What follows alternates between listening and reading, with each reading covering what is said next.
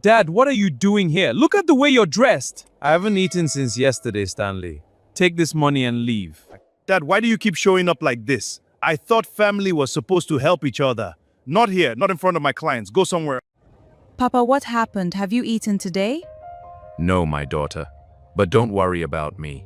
How can I not worry? Come, let's get you some food. Chief Martins did not become wealthy by being a soft man. He became wealthy by being the kind of man who woke up at 4 a.m. when the rest of Lagos was still dreaming, who shook hands with politicians and signed contracts before other men had finished their morning tea, who built a business empire from a single shop in Surulere into a real estate conglomerate that spanned 3 states. He was the kind of man people whispered about with admiration in public and fear in private. He wore his agbada like a second skin. His shoes were always polished. His voice, deep and unhurried, filled every room he entered before he even opened his mouth. At 63 years old, Chief Martins was the definition of what Nigerians called a man of substance. But something had been disturbing his sleep. It started small, little things, the kind of things a man notices but tells himself he is imagining, like how his first son, Stanley, only called on Fridays, always mysteriously right before the weekend, or how his second son, Derek, suddenly became very interested in investment discussions every time there was a business deal on the table, or how both of them stopped visiting the house in Ikoyi unless there was something to gain. His daughter was a different kind of problem entirely. Favor, the last born, the stubborn one. 2 years ago, Chief Martins had disowned her. He had said the words out loud in front of the entire family with the coldness of a man signing a termination letter. You are no longer my daughter. She had wanted to marry a man he considered beneath their family, a school teacher from Delta State, with no connections, no land, no title. Chief Martins had given her an ultimatum. She had chosen love over his approval. He had not spoken to her since. But lately, at night, when the house was quiet and the generator hummed its low evening song, Chief Martins would lie on his back in his expensive bed and think about his children, not with pride, with a quiet, creeping worry that settled in his chest like a stone. Do they love me, or do they love my money? It was his late wife, Mama Favor, who had first planted that question in his heart. She had told him once, years before the sickness took her, that he was raising children who feared him instead of loved him. He dismissed her. He was providing for them, he said. What more did children need? Now she was gone, and he was surrounded by sons who called on Fridays and visited only when it was profitable. The thought made him sit up in bed one Tuesday night, his heart beating with a strange, restless energy. I want to know the truth. He had built his career on studying people, on reading rooms, on testing partners before signing deals, on never trusting what was shown on the surface. Why had he never applied that same discipline to his own household? He made a decision that night. He would test them. Not with lawyers, not with a will, not with a family meeting where everyone behaved perfectly because the stakes were visible. He would test them the way life actually tests people, when no one is watching, when there's nothing to gain, when the person in front of you has nothing to offer except their need. He would become invisible. He would go out into the streets of Lagos dressed as what he feared most, a nobody, a beggar, a man with empty pockets and worn slippers and a look in his eyes that said, I have nothing. And he would walk past his children's lives and see who they truly were. He called no one. He told no one. He went to the back of his compound where all things were stored and found a torn wrapper, a faded Ankara shirt with missing buttons, and a pair of rubber slippers that saw better days in 1998. He rubbed dust on his hands. He removed his gold watch. He covered his face with a worn cap. Chief Martins, the man who owned property in 3 states, looked in the cracked mirror of the storeroom and saw a stranger staring back. He nodded. Now we will see who my children really are. Stanley had a reputation to protect, and a father who was suddenly in the way of it. Stanley Martins was 38 years old, married to a woman named Cynthia, who believed that social media was a personality, and father to 2 children he mostly saw on weekends when his schedule permitted. He drove a black Lexus LX 570. He wore designer watches. His Instagram bio said real estate, lifestyle, legacy, and he had 14,000 followers who believed every word of it. He lived in an estate in Lekki Phase 1, a place where the roads were smooth and the neighbors minded their business, unless there was a naming ceremony or a funeral to attend. Stanley had worked hard to get there. Or rather, Stanley had worked hard to appear to have worked hard to get there. The truth, which he kept folded neatly out of sight, like an old receipt, was that most of what he had came from Chief Martins. The startup capital, the land, the connections, the name. The Martins name opened doors. Stanley walked through them and pretended he had built them himself. On the morning of the test, Stanley was driving from a meeting in Victoria Island toward Lekki when traffic stopped him near a bus stop on Ozumbamba-Diwe. It was a kind of Lagos traffic that gave a man time to think, or in Stanley's case, time to scroll through his phone and check how many likes his last post had received.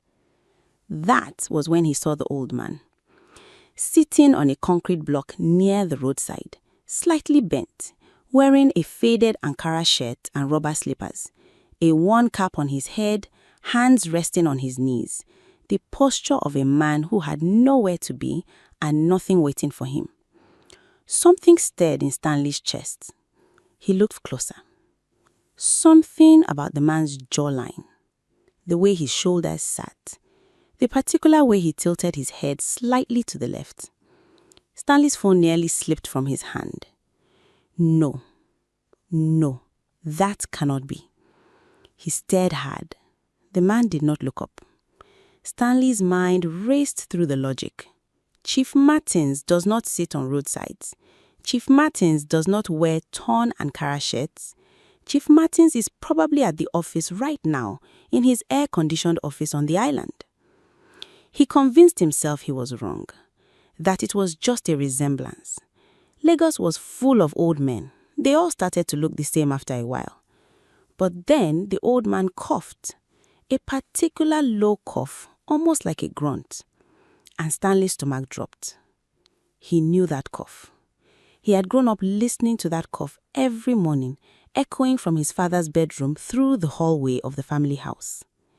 It was his father. For a full 30 seconds, Stanley sat in his car with the air conditioning blowing cold against his face, frozen. Then his phone buzzed. A message from Cynthia. Don't forget, we have the Adeye's dinner tonight. Get home by 7. Don't come smelling like road. Stanley looked at the message. He looked at the old man on the concrete block. He looked at the message again. He thought about the Adeye's dinner. He thought about Cynthia's face if he arrived late or distracted. He thought about what it would look like, him, Stanley Martins of Lekki Phase 1, getting out of his car on a busy road to talk to a man sitting in the dust, even if it was his father. Especially if it was his father. What if someone sees? What if someone takes a photo? What does it say about my family? He wound up his window. He pressed his foot on the accelerator as the traffic began to move. He told himself he wasn't certain it was his father. He told himself there was no reason to make a scene. He told himself he would call later, maybe. He told himself many things, one after another, the way a man builds a wall brick by brick, each lie supporting the next. As his Lexus moved forward, he caught one final glimpse of the old man in his side mirror. The old man was watching the car drive away. Stanley turned up the volume on his car radio and did not look back. If this story is already hitting you somewhere deep, you are not alone. Stories like this remind us of what truly matters. Make sure you subscribe so you never miss a story. Derek Martins gave money like some men give apologies, quickly, without feeling, just to make the discomfort stop. He was 34, the middle child, the one Chief Martins had always called the smart one. Where Stanley was loud and image-conscious, Derek was calculated and quiet. He had studied business at a university in Abuja, come back to Lagos with a sharp mind and sharper ambition, and inserted himself into his father's companies like a key finding its lock. He was good at reading situations, good at knowing what people wanted and giving them just enough of it to keep them close. His colleagues at work called him efficient. His wife, Enena, called him emotionally unavailable on the nights when the children were asleep and she wanted something real from him. Derek called himself practical. He was driving his grey Camry through Surulere that afternoon, coming from a property inspection when he spotted the old man. Unlike Stanley, Derek did not need 30 seconds to recognize his father. He knew immediately. The moment his eyes landed on the figure sitting by the roadside pepper store, something cold and electric ran through him. He slowed his car. He parked poorly, one tire on the curb, and sat very still. His mind, ever the machine, began to calculate. He is testing us. This is a test. Derek had always suspected his father was capable of something like this. Chief Martins was not a sentimental man. He was a strategic one. And strategy sometimes dressed itself as vulnerability to expose the truth in others. So Derek made his own calculation. He could walk away like he suspected Stanley had already done, but that felt too risky. If this was a test, total rejection would be the wrong score. He needed to pass, but pass in a way that cost him nothing too significant. He got out of his car. He walked over to where the old man sat, staying close to the store so that the crowd of afternoon buyers formed a kind of privacy around them. He crouched a little, looking at his father from under the brim of his cap. Chief Martins looked up at him with eyes that gave nothing away. Derek reached into his pocket and brought out a 500 naira note. He held it out. "Here," he said. His voice was low, controlled. Chief Martins said nothing. He looked at the money, then at his son. Derek pressed the note into the old man's hand and straightened up. Then he leant down one more time, close enough that only the old man could hear him, and said something that no son should ever say to his father. "Don't come near me in public again. I don't know you. If you are hungry, find a church." He said it calmly, without hatred, without drama. The way a man tells a junior employee they are being let go. Efficient, clean, nothing personal. Then he walked back to his car, straightened his collar in the reflection of the window, and drove away. Behind him, Chief Martins sat with a 500 naira note in his palm and his son's words still hanging in the hot afternoon air like smoke. "Don't come near me in public again. I don't know you." The old man closed his fist around the note. His jaw tightened. He had been a hard man all his life. He had not cried at his wife's funeral because he believed strong men grieved in silence. He had not cried when he said the words, "You are no longer my daughter," to Favor, even though something inside him had cracked that night. But sitting there in the dust, invisible in his torn Ankara and rubber slippers, holding a 500 naira note from his son who wanted him to disappear, Chief Martins felt something wet and shameful gather behind his eyes. He blinked it away. He had one more child to find. She was supposed to be broken. She was supposed to be suffering. That was the ending he had written for her, and she had refused to leave it. Favor was 29 years old. She lived in a rented flat in Yaba with her husband, Jason, the school teacher from Delta State, who Chief Martins had declared was not good enough. They had a daughter, 18 months old, with her mother's eyes and her father's calm. Her name was Grace. Favor ran a small catering business out of her kitchen. She had started it 2 years ago, the same week her father disowned her, when she had sat on the floor of their empty new apartment, no furniture yet, no cushion under her, and decided that bitterness was a luxury she could not afford. She was not rich, she was not comfortable in the way her brothers were comfortable, but she was building something real, something that was hers, brick by careful brick. She had not spoken to her father in 2 years. She thought of him sometimes, not with anger, but with the quiet, aching sadness of someone who has accepted a loss they never wanted. She thought of her mother, long dead. She thought about what her mother would say. She thought about Grace and about what kind of woman she wanted her daughter to watch her become. She had chosen. She chose not to become the thing that had been done to her. That Thursday afternoon, Favor was returning from buying supplies in Tejuosho Market, a nylon bag of tomatoes in one hand and her phone in the other, her small van parked 2 streets away because Tejuosho traffic had no mercy. She was tired, her feet hurt. Grace had been up twice the previous night, and she had a large order to fulfill by Friday morning. She turned a corner, and she stopped. Sitting outside a roadside buka, hunched on a bench, wearing a faded Ankara shirt and rubber slippers that did not fit properly, was her father. For a moment, the street sounds disappeared. The bus conductors shouting, the hawkers, the generator noise from the provision store across the road, all of it faded. She could not explain how she knew. His face was partly covered by a worn cap, and the clothes were nothing like anything she had ever seen him wear. But the body was his, the hands were his, the particular way he held his head, slightly tilted as though always listening for danger. That was her father. Her father, Chief Martins, was sitting outside a roadside buka in Yaba, looking like a man who had not eaten since morning. Her heart did something complicated, something that involved grief and love and old wounds all pressing against each other at once. She could have walked past. Part of her, the wounded part, the part that still had the words, "You are no longer my daughter" on difficult nights, wanted to. But Favor had not survived the last 2 years by listening to the wounded part. She crossed the road.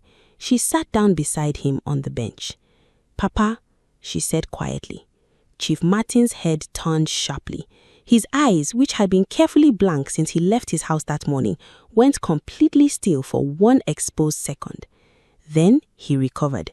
He looked at her as though he had never seen her before, as though he was simply an old man surprised by a kind stranger. "Good afternoon, my daughter," he said in a voice slightly rougher than his own.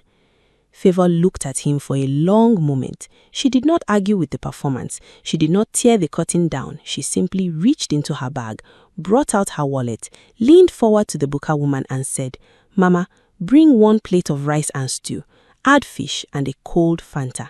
The buka woman disappeared inside. Favor sat back. She said nothing. She scrolled through her phone briefly, then set it down and folded her hands in her lap in that quiet way she had, patient, unhurried, as though she had all the time that the world had been refusing to give her lately. When the food came, she set it in front of the old man. "Eat," she said. "Don't let it get cold." Her voice was not dramatic. It was not performing for anyone. It was the voice of someone who fed people because she understood hunger, not just the hunger of the stomach, but the deeper kind, the hunger of being unseen, of being rejected, of sitting somewhere you don't belong, hoping someone will simply acknowledge that you exist. She knew that hunger. It had lived in her chest for 2 years. Chief Martins picked up the fork. He looked at the plate of rice. And for the first time since he left his house that morning, the old man did not look like he was conducting a quest. He looked like a father who was beginning to understand the cost of what he had thrown away. He expected tears. He expected her to beg. He had not prepared himself for the truth. They sat together in silence for several minutes. Chief Martins ate slowly, and Favor sat beside him watching the street without watching anything in particular. Around them, Yaba moved in its usual afternoon rhythm. Motorcycles weaving, children in school uniforms dragging their bags, a woman selling groundnuts calling out in Yoruba, A pair of men arguing loudly at a bus stop about football. Nobody looked at them twice. An old man eating, a young woman sitting beside him. Ordinary, invisible. When he had finished eating, Chief Martin set down the fork. He reached up and removed the worn cap from his head. He wiped his face slowly with the back of his hand. He looked at his daughter. "You knew," he said. Favor did not pretend otherwise. "From the moment I saw you," she said. "And you still sat down?" "Yes." He was quiet for a moment. The street hummed around them. "Your brothers did not sit down." It was not a question. Favor did not answer it. Stanley drove past, and Derek gave me 500 naira and told me never to approach him in public. Something moved across Favor's face. A flash of something, maybe sadness or recognition, but she said nothing. "I wanted to know the truth," Chief Martin said, "about who they are, about who all of you are." Favor turned to look at him then, fully, directly, the way she had always looked at him even as a child when he expected her to look away. "And now you know," she said. "Yes," he exhaled. "Now I know." He reached into the pocket of the torn Ankara shirt and brought out his phone, a small, sharp contradiction against the rest of the costume, and he set it on the table between them. A message thread was open on the screen. Messages he had sent his estate manager during the day, tracking his route, confirming he had made it to Stanley's area, to Derek's, to Yaba. He looked at his daughter. "There is something I need to say to you," he began. "What I did, sending you away, saying you are no longer my papa," her voice was quiet, but it had a firmness in it. "I don't need the apology first. Let me say something." He stopped. "I have built a life. I have a husband who treats me with dignity. I have a daughter who is healthy and loved. I run a business that I started with nothing, and I have 7 regular clients who trust my food and my word. Nobody gave me any of this." She paused. "I am telling you this not to show off. I am telling you because I want you to know that when I sat down beside you today, it was not because I was waiting for you to restore me. I did not sit down because I wanted anything from you." She held his gaze. "I sat down because it was the right thing to do, because you are a human being who needed to eat, because somewhere inside this test you are running, there is a man who is lonely and afraid and wondering if he raised anyone worth knowing. And I did not want that man to sit here hungry." Chief Martins opened his mouth and closed it again. "You said you were no longer my daughter." Her voice was quiet, but her hands tightened slightly in her lap, the only sign of the cost this was taking. "That hurt me in a way I cannot fully describe to you. I cried for weeks. I almost let it destroy me. But I decided that the way you treated me would not become the way I treat the world, and it hasn't." The street continued its noise around them. A child ran past chasing a football. Somewhere a horn blared.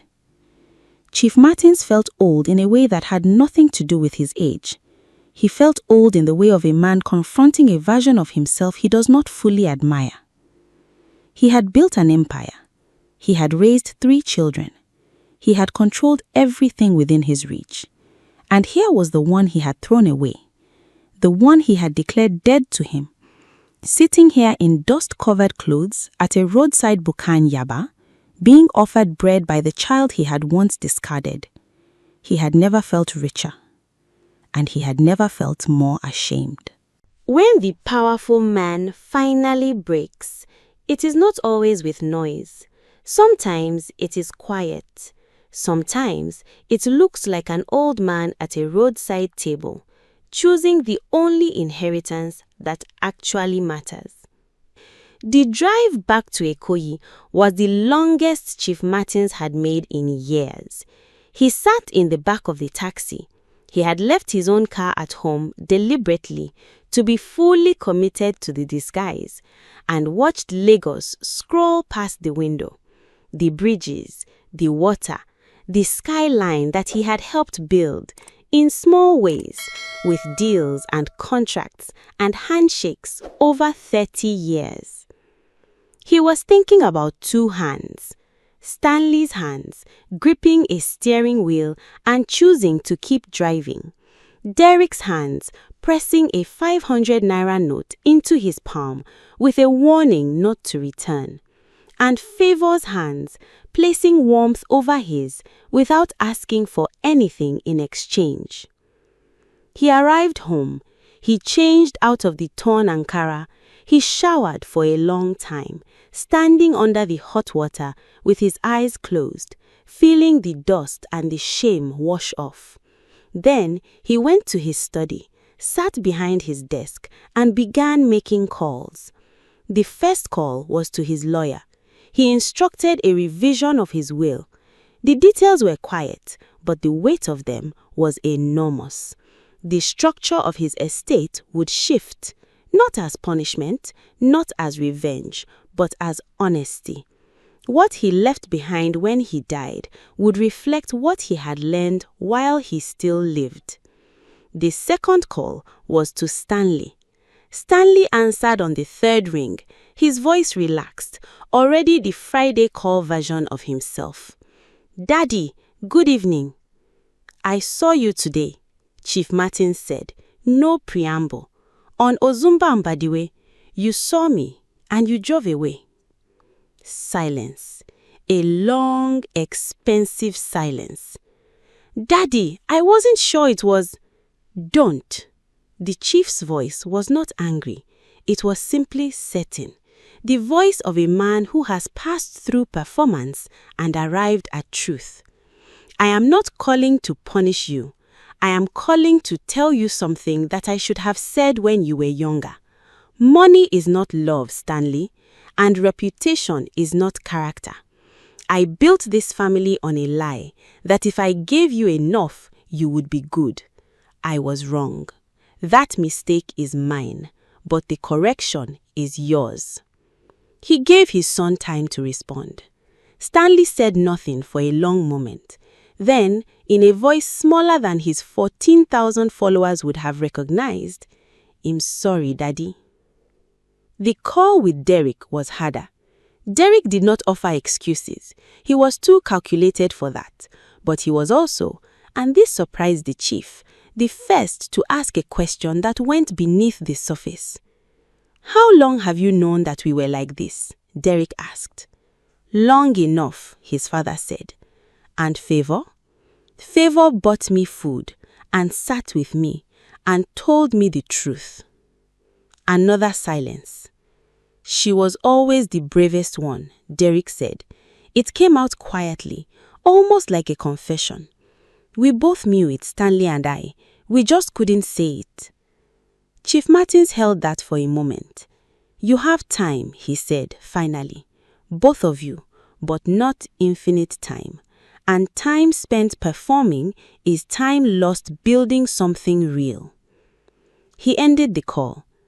The third, the last one, and the hardest, was not a call at all. He drove to Yaba this time.